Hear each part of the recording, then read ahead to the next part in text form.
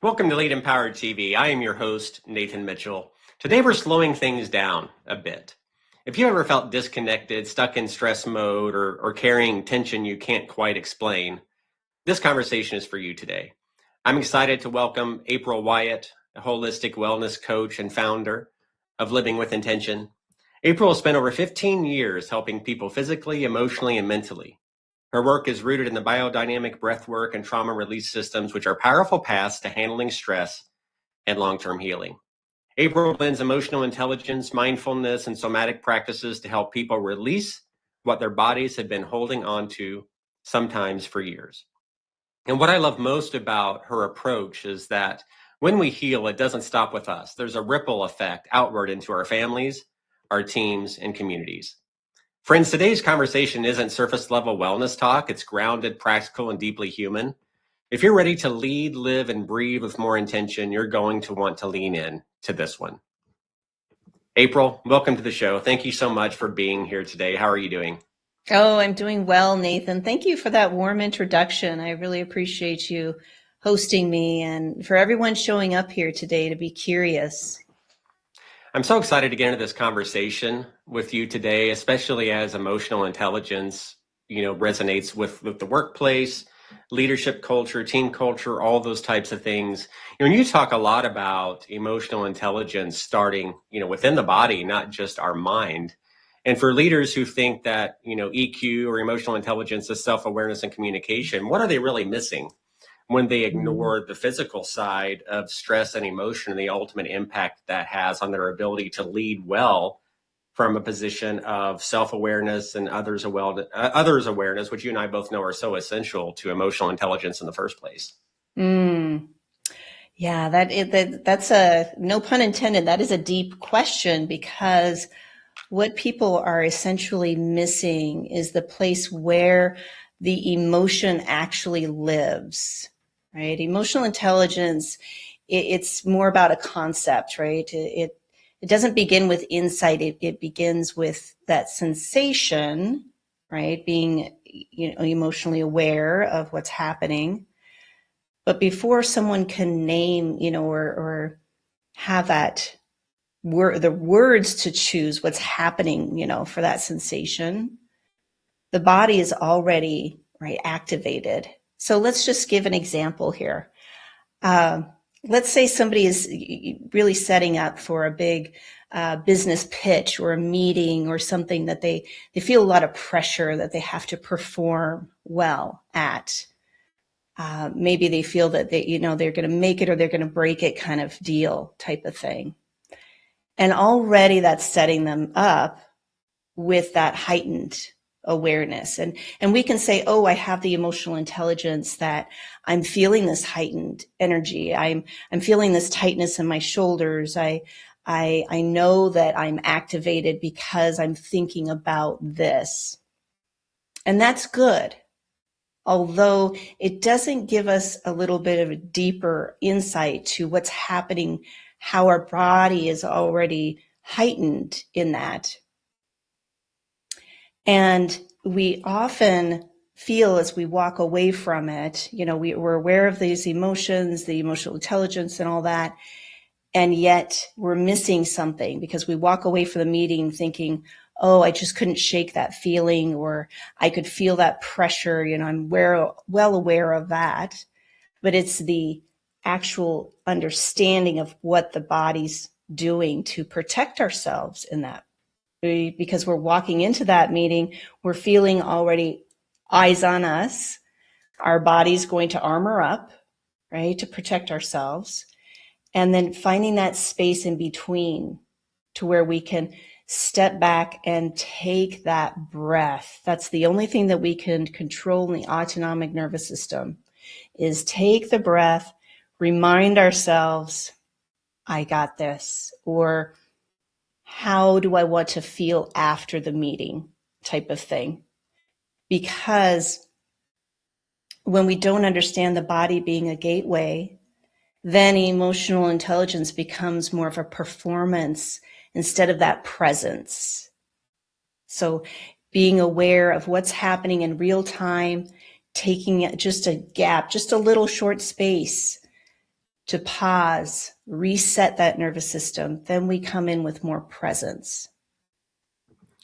Yeah, that's so good. And I think that, you're talking about elevated levels of stress, which when it's extremely stressful can kind of put us in that fight or flight response, Mm-hmm. right? Mm-hmm. And, as somebody who's been a leader for well over 25 years now, I know that when I have high levels of stress within my body, there's a couple of things that happen. One, I don't show up as the best version of Mm-hmm. myself, right?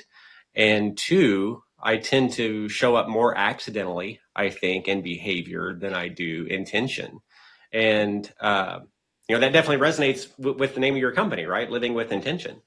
So showing up accidentally and not showing up as intentionally as I would prefer, and I'm hearing from you as well, kind of going into a meeting and beginning with the end in mind. What is the outcome that you're wanting to receive on the back end of that meeting? But you got to get yourself in that perfect, I wouldn't say perfect mental state, but you got to be in a much healthier state than you would be Mm-hmm. if you were stressed, if that makes sense. Exactly. Exactly. And that's so important. And to remember that, yes, we're highly intelligent, functioning beings, but our bodies hold that intelligence for us. And when leaders walk into a room, people can sense it. They can see if you're rigid Sure. or relaxed. They can see if you're more open than closed. And then how is that meeting going to go then? Because automatically, as we all are animals, we have that instinct, with the amygdala, and just seeing how people are responding. It's just like this. We're not even thinking of it. We act automatically on how that person is presenting, behaving, their speech, their body language, everything comes into it. So when we can just step back, take a breath, that's the first thing to do. Then we're telling ourselves, okay, it's time to reset. I'm in this present state. It's presence over performance, really. And that goes a long way. Yeah, the whole presence thing is so huge. I'm kind of envisioning in my mind a leader walking into, a team meeting. And if they're in a high stress state, the team members, to your point, are definitely going to feed Oh, off yes. of that. And more than likely in a much negative way, right? Not a positive way. And that may show up as, lack of willingness to contribute to the conversation, right? Because they don't know how that's going to be received. So I think it's so important for us as leaders on the front end to take that 3 or 5 minutes before we go into an important meeting, especially if we're stressed, and say, if I went into this meeting feeling like I do right now, what's it going to be like to be on the other side of me? Mm-hmm. Yes. And as you say that, Nathan, it reminds me of also the safety. Yeah, psychological safety. Yes. When Yeah, we feel safe and we know that we can relax a little bit, trust in our team and in ourselves, then that safety expands a little bit. And there is science showing, how this radiates into a room. People can sense it. It's that heightened sense that we have, again, in our minds, without even thinking of it. It's there subconsciously. We're constantly looking for threats. That's how our brains are hardwired for survival. So when we can create that safety within ourselves, and other people feel safe, they'll feel more open to pitch new ideas. They'll be more available for collaboration. They'll feel more curious too, right? That opens up the curiosity of, oh, I hear what that person's saying. I'm curious. I want to learn more, instead of being guarded and putting that right. up right away. So, April, workplace stress often gets normalized, as just a part of the job. And from your perspective, what actually happens, in the body when stress goes unmanaged over time, and how does that ultimately show up, especially in leadership behavior at work? Mm. Yes, it's anywhere we go. There's so much happening in the world, and so much noise and distraction, that if we're not aware of how we're managing our own senses, and that goes unmanaged, right? Our bodies adapt to staying on that high alert. right? And it might look like it's functioning at first, like, okay, I got to get this done. I got to get this, like the hamster wheel effect kind of thing. But over time, the nervous system is on hyperdrive. And so then that creates that baseline of tension. And some high level professionals say, well, that's part of the job. That's just what comes with this type of performance. Although it doesn't have to be that way. That can get you through a certain, deadline, yes. Although it really is important to step back and give ourselves that space. And if we don't, then that affects our breathing first and foremost. And our breath is so important. Yes, we're breathing right now, but it's the quality of the breath. Breathing a little deeper, even as we're typing something or answering emails or getting ready for a phone call. Pause, take 3 slow breaths. Move your neck, allow the muscles to release a little bit. We're just melting the outer layers of tension so that way we can perform better. So that way at the end of the day, we're not burnt out and feeling like, oh my gosh, I'm just going to be, I just want to go home, eat dinner and go to bed, or still on that hamster wheel, Right. If that's how your nervous system is set up. Everybody has different ways, they're either hyper or hypo. So we want to keep us in that middle level, right? Where we kind of touch in and go down, reset. It's so important because over time, we'll feel it in our bodies. And that tension then builds to chronic. And then something happens, right? We pull our lower back. I think a lot of people can relate to that, or Sure. a sciatic nerve, Yep. or something Been like there, that. done that. That was not fun. This is the body saying, Yeah. I need to pause. There's a lot of pressure here. And if you're not pausing to release it, it's going to keep building because this is what our bodies do. Yeah. So what I'm hearing from you is really try to manage, the highs and the lows and kind of have more of a stoic approach to life. That's actually something that my wife is very, very good at. I tend to be kind of more of the roller coaster of emotions type individual, which can, at the end of the day, I can get in my own way as a result of that, if I make sense. So, the more years that I spend with her, the more I recognize just the blessing that she has to be able to live like that. I'm trying to become more like her myself. In the workplace, many leaders, they want calmer, more engaged teams, but they don't really know where to start. And sometimes they're not the ones showing up calm either themselves, right? And they're the ones that are ultimately responsible for that heightened awareness or stress level among the team. So what are a few simple, body-based practices that leaders or teams can use during the workday to regulate stress and improve emotional intelligence? Everybody's busy, I get it. But, what's maybe a few things they can do that literally just take a matter of moments or minutes to kind of help them manage that, to get through those moments? Yeah, that's a really good question. And I alluded to it before. It's actually tuning into the breath. But first, even recognizing, right, with the emotional intelligence, where am I feeling this heightened at in my body right now? I don't say triggered anymore because people get triggered when they hear the word triggered. So I say, where am I most activated? Where am I most heightened right now? And then pausing and literally feeling your feet on the floor. We are not grounded. We're up here.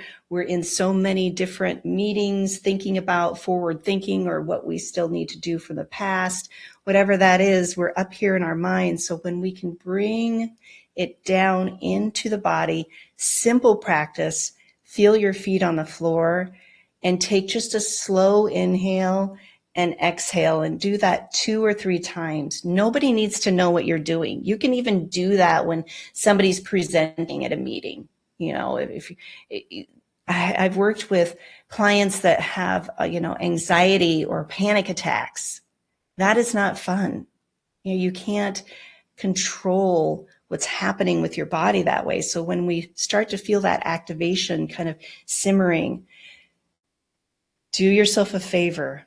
Instead of saying, oh my gosh, this is happening, I'm going to have a panic attack. Instead, we're going to take control. We're going to say, oh, I'm feeling this activation. I'm feeling, or dissociation even. I'm going to feel my feet right here. I'm going to take a breath and exhale a little bit longer and then pause here and then pick right back up where I left off. It is that easy. And also just asking, right? What am I noticing in my body right now? Right? Without trying to fix it, without thinking this is something bad that's happening to me, because that resistance creates more resistance. It just pushes against it. So when we can accept that, yes, I am feeling this sensation, but also giving that pause and taking that control of how I want to perform, how I want to feel in this moment. It will be a 180. It does take practice.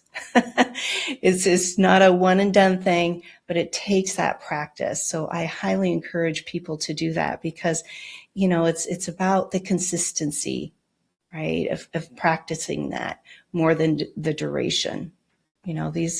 They're regulation tools for you to use in practical areas in all of our lives.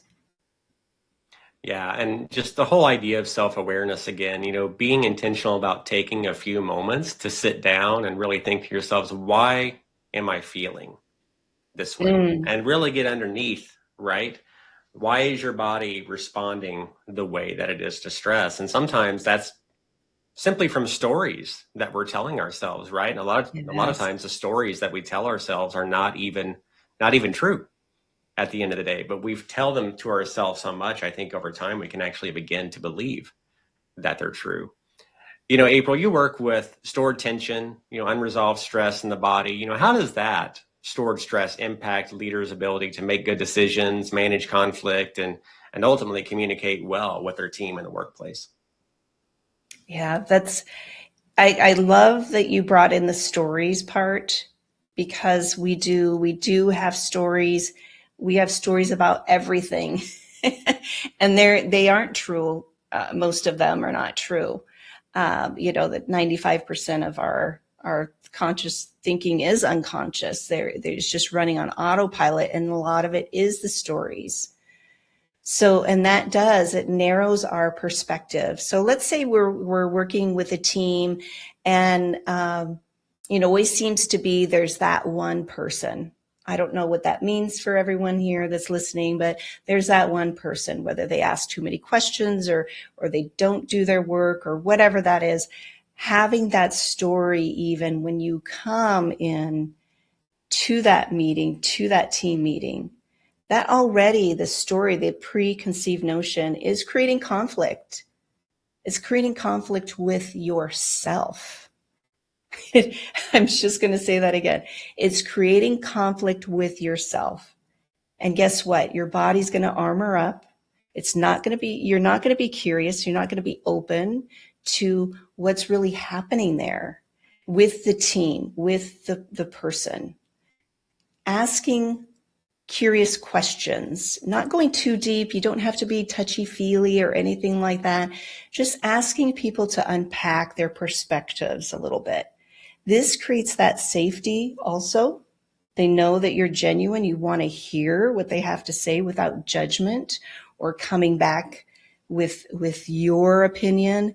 It's more about being curious. And so when you can hold that for yourself, your body's going to relax, right?